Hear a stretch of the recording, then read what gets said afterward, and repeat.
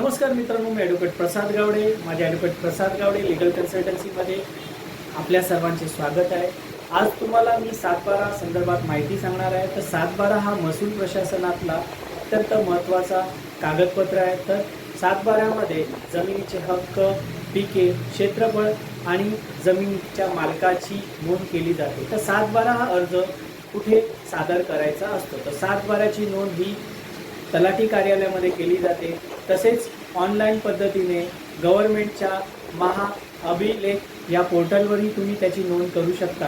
तर 7/12साठी लागणारे कागदपत्र म्हणजे 7/12, त्याच्यानंतरला फेरफार अर्ज, त्याच्यानंतरला तुम्हाला लागेल मालकाचे आधार कार्ड आणि वारस प्रमाणपत्र, म्हणजे वारस हस्तांतर झाला असेल तर त्या पद्धतीचे कागदपत्र.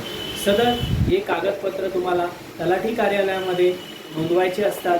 त्याच्यानंतर तलाठी त्याच्याबद्दल एक फेरफार अर्ज तयार करतो. त्याला ते अर्ज तयार करून त्याची नोंद केली जाते आणि सदर कागदपत्र आणि फेरफार नोंद ही तहसीलदार कार्यालयामध्ये पाठवली जाते.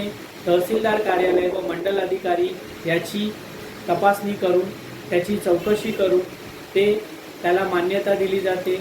सदर प्रक्रिया पूर्ण होण्यासाठी 15 ते 30 दिवसाचा कालावधी लागतो.